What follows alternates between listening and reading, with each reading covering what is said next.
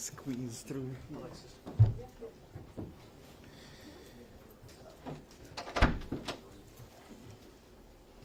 Right, good morning. Building public safety in Milwaukee requires a number of different approaches, and I've frequently said that partnerships are key. It's people working together to make our city safer. I've also prioritized addressing the root causes of crime and disorder in Milwaukee as well. That includes reaching more young people at earlier stages in their lives, and our Camp Rise program is a key effort there. I also believe that having a strong economy with fair, family-supporting wages for all workers is a key to stability in households, a key to stability in neighborhoods, and a key to stability across the entire city. The city's Office of Violence Prevention is also playing a part to make Milwaukee safer with strategies and actions aimed at stopping violence here in the city. All these efforts are important, yet there's no substitute for high-quality policing. We rely on our police for emergency response. We rely on our police for making streets safer, for arrests, and for watching out for our neighborhoods. When residents face danger, we call the police. When a problem cannot be peacefully resolved, we call the police. In a crisis, in disaster, and in the face of evil, we call the police. Next year's city budget increases funds for the Milwaukee Police Department by some $20 million. Even so, the number of police officers on average will be down 1% in 2023. We just touch on that again. My proposed budget, and the budget that the council adopted, increases the police department's budget by $20 million next year. But even that, even the city's commitment to more police, more funding for police, does not allow us to add additional officers to the force. That's not what I want. I want our police department to have more officers. But as I've said loud and clear, we simply do not have the financial resources to maintain the services that we need. That brings me to the signing today. This resolution approves an addition of 50 officers, 50 police officers, fulfilling the plan we established in our 2023 city budget. The money comes from President Joe Biden's administration, a United States Department of Justice 2022 COPS grant. And with this money, we'll have 50 Milwaukee police officers hired to serve our residents. The funding of about $16 million will pay for these 50 officers for 3 years, and there's no local match required for this funding. I wish these were added resources, but these new police officers will be filling vacancies that have been created by retirements and other departures of exiting officers. In recent years, there has been some controversy associated with accepting COPS grants. That was not the case this time. The latest COPS grant earned overwhelming support from the Milwaukee County Council, and I'm grateful for the council for supporting our application to receive this COP grant. There are some positive trends in Milwaukee's crime numbers as well. Serious crime, what the Federal Bureau of Investigation calls Part 1 crime, is down 14% in Milwaukee. That bears repeating again. Serious crime in Milwaukee, as reported by the FBI, is down 14% across the city. Robbery, burglary, motor vehicle theft, they're all down by double-digit percentages when compared to this time last year. The glaring exception, of course, though, is homicides, and we're working in multiple ways to push that number down as well. All of that work is contingent, though, upon good policing, and this file helps to continue moving us in that right direction. So at this time, I'm going to sign the file.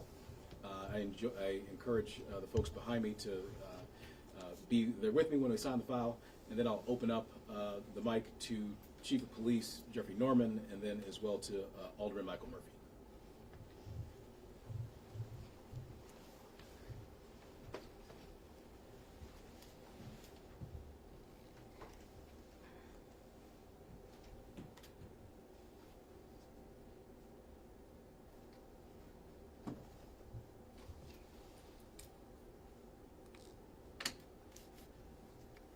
More police officers for Milwaukee.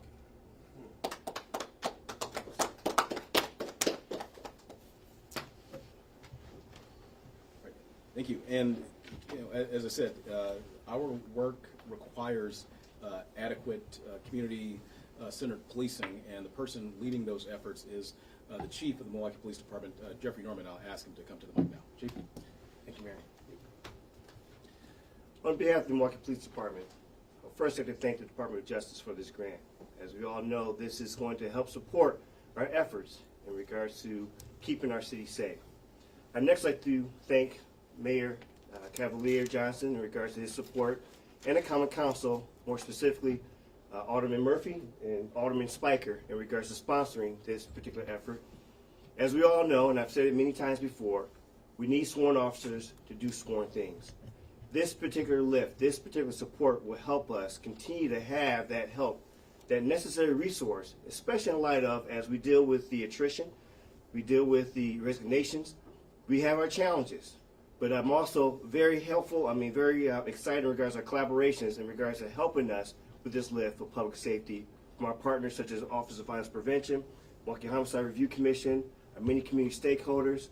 But at the end of the day, we still need sworn officers to complete work for sworn particular responsibilities. So again, I want to, on behalf of the Milwaukee Police Department, extend my appreciation to these fine men behind me, and definitely looking forward to bringing in 50 more officers in the future. Thank you, Chief.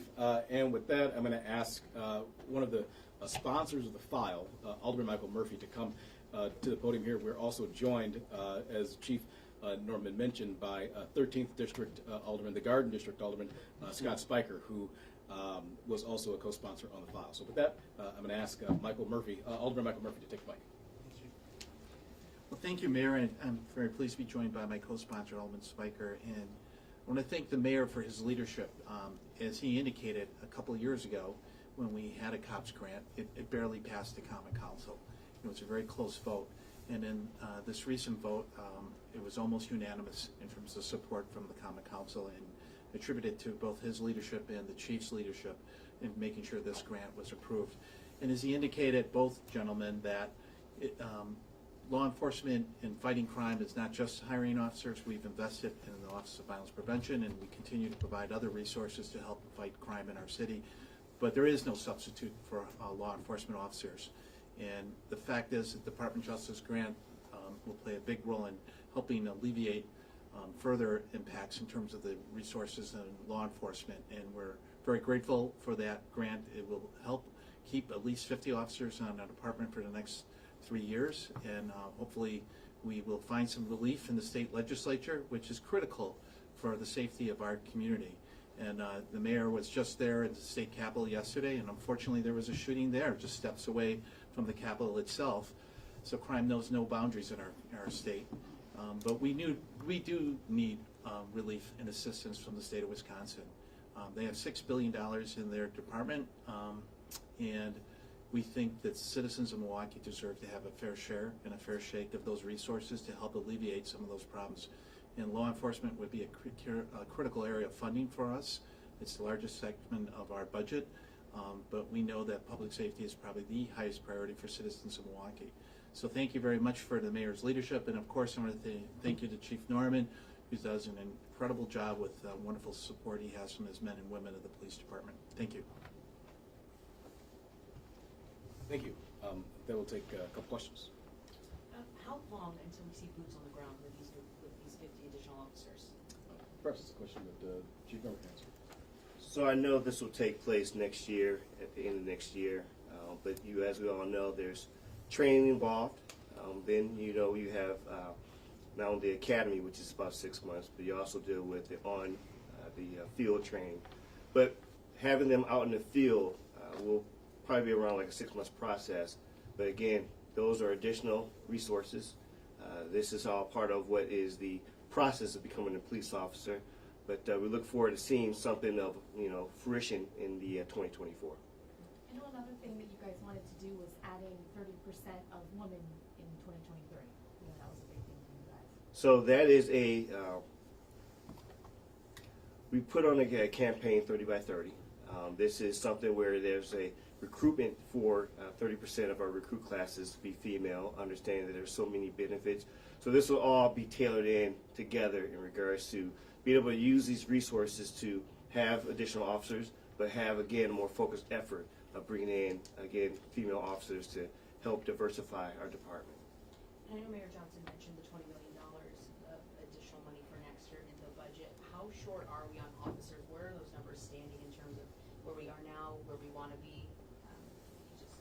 I know that we're over 200 short, and that is a fluid number as we are dealing with a larger group of officers who had came in over 25 years ago in November are with their right. Again, I never say that this is wrong for anyone to move on and they earn their retirement, but they are choosing to move on and retire. So that is a fluid number, and that we are still seeing, again, the retirements, the resignations, because some people, this is not for them. And we're working through that in regards to, again, with the assistance of many different partners, Office of Violence Prevention, dealing with a lot of our community, partners. We're able to help try to, share the load of what we call public safety. And also always inviting the community, our fine residents to help out in regards to that lift. Question for Mayor Johnson. 10-year-old boy in Milwaukee has just been charged with first-degree reckless homicide. 10 years old, that's the youngest you can be charged as an adult in the state for a homicide charge. What are your thoughts specifically on a 10-year-old being charged as an adult coming out of Milwaukee?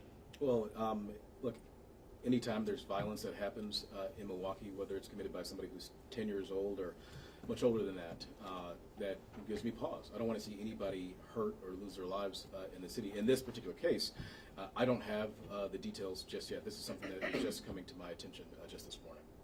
Mayor, how have your conversations been with the legislators in Madison about changing the shared revenue? Whether it's a change in shared revenue or some other function to get more dollars into Milwaukee, it doesn't really matter to me how that shakes out. We just need the additional resources here, as we're discussing right now, to support our services on the ground, including public safety. But to answer the question more directly, the conversations, I think, have been fruitful. At the very least, legislators understand that there's a problem and have indicated that they want to play a role in helping to fix the problem. And so we'll continue to have those conversations with legislators from across the state in a bipartisan way until we come to a resolution to get more resources for Milwaukee. And by the way, Alderman Murphy, mentioned that I was just in Madison just yesterday, and I was. And I met with a number of mayors from literally all across Wisconsin. And this is an issue that affects the city of Milwaukee, certainly. You hear about that. It's an issue that affects Milwaukee County, certainly. You hear about that. We're the largest city and the largest county in the state. But it's affecting communities large and small across the entire state of Wisconsin. It really is. There are communities that have shared with me horror stories about what they're facing due to a lack of funding. And again, these are small towns, medium-sized cities, including cities and towns in districts that are held by Republican members of the legislature. They tell me that they're considering turning off every other street light just to save money, that they can't hire police because they have restrictions in funds, that they're potentially looking at going to bi-weekly garbage collection because they're trying to save some money. Those are things that we should stave off, and that I'm hoping that members of the legislature understand is important for us to address, because it's not the state that delivers services in Milwaukee or in communities across Wisconsin. It's local governments. We are where the rubber meets the road. We're the ones that provide the police service. We're the ones that provide the fire services. We're the ones that provide the paramedic services. We're the ones that fix the potholes on the street. We're the ones that provide the health department services on the ground in local communities. So we need the state to recognize that so that we can continue to deliver services that people both expect and deserve, whether they're residents, in the case of Milwaukee, residents of our city, or if they're commuters who come in from the WOW counties, from Waukesha, Ozaukee, Washington County, and others, into Milwaukee, or they're visitors. And tourism is a huge economic driver in the state of Wisconsin. Some 20% plus of those visits to our state emanate here in Milwaukee. And all those folks, whether they're residents, whether they're commuters from the WOW counties or others, or whether they're visitors who come to see our state and spend dollars, tourism dollars in Wisconsin, They all expect and deserve a level of service, and that's what we want. What we want to provide, but we need the state to be our partner in order to do that. What do you Something expect we- the community to take away from this? Like, you have some who don't think more police is the right answer for whatever experiences they have with police, but then you have others, as you said, are concerned with public safety. What do you want them to take away from this? Can they expect anything different? Well, this is not. This is, as I said in my comments, this is working to make sure that we don't have a larger gap in the number of police officers here. What I expect people in the community to take away from this is that, I understand that the city of Milwaukee understands, that the members of the Common Council by and large understand that public safety is a huge concern, and we take that very seriously. And we're applying multiple tools to address that. Certainly we're here celebrating a cops hiring grant to support police. But it isn't just that. It's the Office of Violence Prevention. It's the Camp Rise program that I mentioned earlier. That Ben had the question earlier about the 10-year-old. That Camp Rise program works to interface with kids as young as 10 years old before they get recruited into things like stealing cars and things like that. So the Office of Violence Prevention and our support there. It's 2022, nearly 2023. We understand that it's not just police that are able to solve these issues. But we also understand that policing is an important and critical component to public safety. And that's the balanced approach that we have in the city of Milwaukee. That's what I want folks to take away from this. Past those 3 years, where's that funding gonna come from for those 50 officers? Do we just lose them again, or how will we solve that? Well, it's my effort and my hope. And look, when I ran for this office, I talked about working to rebuild relationships with the state. And as Alderman Murphy pointed out, I was just there yesterday. Working to get more resources. So I will travel, wherever I need to go in order to get more resources for Milwaukee. I went to Madison yesterday, working on strategies to get more resources. One of the reasons that I'm here signing this file right now is because a couple of months ago, I traveled to Washington, D.C. In a bipartisan way, by the way, working with Wisconsin's congressional delegation, advocating for more funds, advocating for this grant. And now we got $16 million to support these efforts on the ground. So I will continue to work, no matter if I have to travel to the state's capital or the nation's capital, in order to get the resources that we need to fund services in Milwaukee. So my goal is to continue to work to get more resources into Milwaukee to support this and so many other services that we provide in the city. I have a question related to policing, but also to the transit system. So as you know, the strike was averted on Monday when they agreed to a contract with MCTS, but union members are still concerned about safety on buses. A lot of them say that cities of our size have police force on the buses or enforcement of that kind. Is something like that possible for our transit system here, or something that has been brought up in conversations about that? Well, I'll let Chief Norman talk about any potential policing on the county transit system buses. But we also have to understand that in different jurisdictions, in different cities, the roles and responsibilities are different. Here in the city of Milwaukee, we are responsible for police, right? That's why Chief Norman is here in City Hall with me. We don't provide the larger transportation infrastructure in terms of the buses. That is run by Milwaukee County. And I know that the county does have some security that they have with their county transit system. Perhaps that's an additional question for them. But in terms of City of Milwaukee police on transit system buses, I'll leave that to Chief Norman to answer if he's got anything to add. So we do have a cooperative relationship with the Milwaukee County Transit System.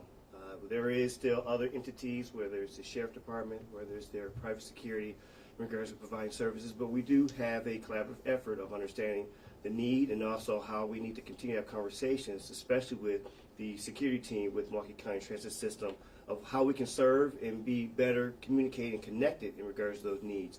So while we don't take the primary responsibility, we do understand the role of being involved, of being aware of the communications, but also the needs. And we continuously have conversations in regards to how we can do better in regards to, again, because the county transit system touches more than just the city of Milwaukee, what that relationship looked like in the city. And I guess I'll add, again, I mean, I touched on this, but in some communities, the one unit of government may have responsibility for both. They may have responsibility for both transit and police, and so that's why the answer is what was just delivered to you here. Sure, if any of the county board members wanted to touch on it as your city? Well, these are City of Milwaukee aldermen. Oh, I'm sorry. It's So you're insulting us, okay? Sorry. Again, perhaps that's if they do, welcome to do that, but it's probably an additional question for Sure. county I figured I'd supervisors. ask because there's been a lot of union members saying that they're concerned about their own safety as operators, and they feel that, you know, not a lot is being done to help protect them on the buses. Yeah. Well, as Chief Norman touched on, there's certainly the private security that MCTS has, and then at the county level of government, responsible for all of Milwaukee County is the sheriff's office as well. So there is a bona fide sworn law enforcement agency that serves all of Milwaukee County as well there. We can do one or two more questions. Question, how does the Milwaukee Police Department plan on bringing in and recruiting more officers, doing it differently this time as opposed to times past and this new grant and everything? So to make things clear, the recruitment process is actually under the Fire and Police Commission. We assist in that role because we understand that we want to ensure that we are looking for the right type of candidates. As we talk to our community, we understand that they don't want bad officers, they want the best officers. And so we are, again, as was mentioned, we have a 30 by 30 recruitment. We have a number of different partnerships with the community stakeholders of finding that diverse, reflecting our city, reflecting our community personnel, but coming in with the right attitudes, the right behaviors. And so there's a collaborative effort between the Fire and Police Commission and us, and that we use our team members to support the recruitment efforts through the Fire and Police Commission. It's important to note that applications are open for another, a little more than 2 more weeks. That's true. That's true. Chief, we've done a lot of stories over the past several years about struggles with recruiting and retaining officers. Where does that stand as we head into 2023? Struggle's still real. When you see the challenges that we are experiencing as a law enforcement agency, not only locally but nationally, that there is a lot of other opportunities out there. We have to be more proactive and sell ourselves better in regards to what this particular profession offers. Be able to be at the tip of the spear of saying that, you know, there are really great benefits in being in service to our community. But I have none but optimism. I mean, we're dealing with the ups and downs. I understand there is a lot of, you know, frustration with some of the activities out there in regards to law enforcement. There's a, you know, watershed moments of incidents that has happened not only again locally but nationwide. But as leaders and as this collective group behind us showcase that we don't want bad officers either. We want the right officers. And this is a fulfilling profession. I've been in it almost 27 years. Still have a smile on my face. And we want that person who understands what this lift looks like in regards to public safety, who understands what collaboration looks like in public safety, who understands empathy, vision, foresight, and working together. Thank you. Mr. Mayor, might I, just one thing, just picking up on a question that was asked earlier, because this is extremely important. What happens after the 3 years? Well, the grant requires a 4th year of support. But make no mistake, this is just to keep the force we have. As the mayor mentioned, in this year's budget, $20 million more dollars, 1% fewer officers. This is a trend that has been going on for years. We spend more money for fewer and fewer officers. Unless we get help from the state, unless they help us to repair a broken revenue system that, as the mayor pointed out, doesn't just affect the city of Milwaukee, doesn't just affect the county of Milwaukee, doesn't just affect southeast Wisconsin, affects the whole state. Unless we have help from our partners at the state, they will in effect be giving us no other choice but to diminish the largest department in the city. And that won't be the only one. It will be the fire department. It will be the whole city. The results will be catastrophic. So I hate to rain on a happy day here, but the work the mayor and everyone is doing with the state is essential, not just for the health of the city, for the safety of the residents of Milwaukee. So, thank you. Thank you. Thank you.